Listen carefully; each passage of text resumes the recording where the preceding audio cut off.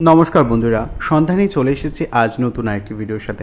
আজ আমি যে মন্দিরের খোঁজ তোমাদের দিতে চলেছি, সেই মন্দিরে কিন্তু মাতা সতীর এক বিন্দু রক্ত থেকে তৈরি হয়েছিল এই মন্দিরের উৎপত্তি। তো জেনে নেব মন্দিরটি কোথায়, কী রহস্য বা ইতিহাস কী, সম্পূর্ণ ভিডিওটি তার জন্য দেখতে হবে তোমাদেরকে। মন্দিরটি যাওয়ার জন্য সমস্ত গ্রামীণ রাস্তা, যার দুই পাশে রয়েছে গাছ এবং ঘাসের জমি, আর মিডিল দিয়ে রয়েছে রাস্তা। সেই রাস্তা বরাবর যাওয়ার পরে কিছুটা গেলেই পা দিকে পড়বে জমি এবং ডান দিকে পড়বে একটি নদী। সেই নদীর পাশেই রয়েছে একটি মন্দির, যে মন্দিরটি আমি তোমাদেরকে নিয়ে যাচ্ছি। যে নদীর কথা আমি তোমাদের বলছি, সেই নদীটি কিন্তু এখন আর নদী নেই। কালের পরিবর্তনের সাথে সাথে সেই নদীটি আজ বিলে পরিণত হয়েছে। বারবার নদীর গতিপথ পরিবর্তনের ফলে এটি আজ বিলে পরিণত হয়েছে। যে বিলটির নাম আজ ভান্ডারদহ বিল, আর ঠিক এই বিলের পাশেই রয়েছে এই মন্দিরটি, যে মন্দিরটির নাম হলো বন্দে মাতলা, যার প্রাচীন নাম হলো বিন্দুবাসিনীতলা বা বিন্দুবাসিনী মন্দির। প্রায় 18 বিঘা জায়গা জুড়ে অবস্থিত এই মন্দির, যা কোনো এক সময় এই রাস্তাটি ছিল যখন বাণিজ্যিক নগরী। এই রাস্তাটি যখন নদীপথ ছিল তখন এই রাস্তা ছিল বাণিজ্যিক নগরী।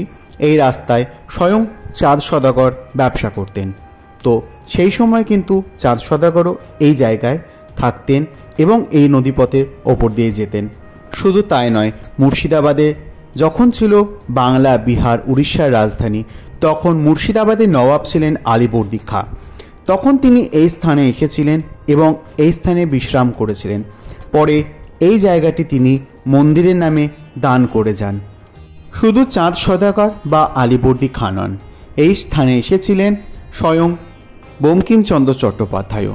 হ্যাঁ, যখন তিনি বহরমপুরের ডেপুটি ম্যাজিস্ট্রেট ছিলেন।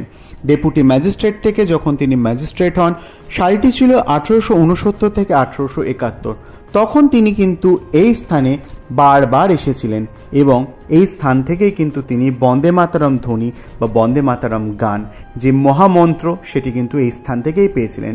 চাইলে তোমরা এই জায়গাটি পজ করে দেখে নিতে পারো। এটি বঙ্কিমচন্দ্র চট্টোপাধ্যায়কে শ্রদ্ধাঞ্জলি দেওয়ার জন্য একটি চিত্রপটে কিছু বাণী সহ সেটি লিখে রাখা রয়েছে। অনেকের মনে প্রশ্ন জাগতে পারে যে বঙ্কিমচন্দ্র চট্টোপাধ্যায় এই স্থানে এসেই বন্দে মাতরম কী করে পেয়েছিলেন সেই ধ্বনিটি।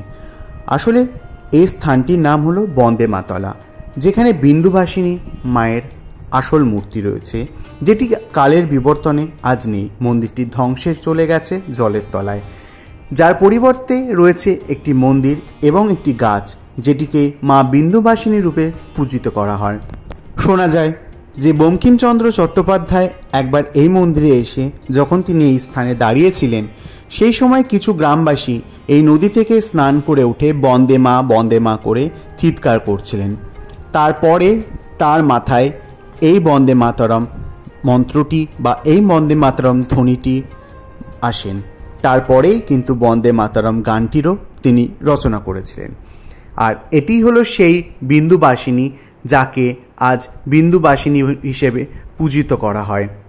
জানা গেছে যে দক্ষ যুগের সময় যখন সতীর দেহ খণ্ডবিখণ্ড হয়ে গেছিল, তখন এই স্থানে নাকি মাতা সতীর এক বিন্দু রক্ত পড়েছিল। তো যে কারণে এই স্থানটির নামও কিন্তু বিন্দুবাসিনী তলা। এই বিন্দুবাসিনী তলার পাশাপাশি এই স্থানে একটি রয়েছে রাধা মাধবের মন্দির, যেখানে কোষ্ঠী পাথরের দুটি মূর্তি রাখা রয়েছে, যেগুলি ঔরঙ্গাবাদ থেকে নিয়ে আসা হয়েছে। আর তার সাথে রয়েছে রাধা গোবিন্দর মূর্তি। এখানে রাধা গোবিন্দ নিত্য পূজিত হন 4 বেলা ভোগের সাথে। এবার জেনে নেব মন্দিরটি কোথায়। মন্দিরটি হচ্ছে বহরমপুর শহর থেকে 20 কিলোমিটার দূরে। মন্দিরটি যাওয়ার জন্য বহরমপুর থেকে সারগাছি যেতে হবে। সারগাছি থেকে বাম দিকে যে রাস্তাটি চলে গেছে চৈতন্যপুরের দিকে, সেই চৈতন্যপুরের দিকে গিয়ে বেদবেরিয়া নামক একটি মুসলিম গ্রামের মধ্যে রয়েছে এই মন্দিরটি। তো বন্ধুরা, যদি ভিডিওটি ভালো লেগে থাকে তাহলে চ্যানেলটি সাবস্ক্রাইব করে পাশে থাকা বেল আইকনটি প্রেস করে দিও আরও এরকম নতুন নতুন মন্দিরের সন্ধানের জন্য।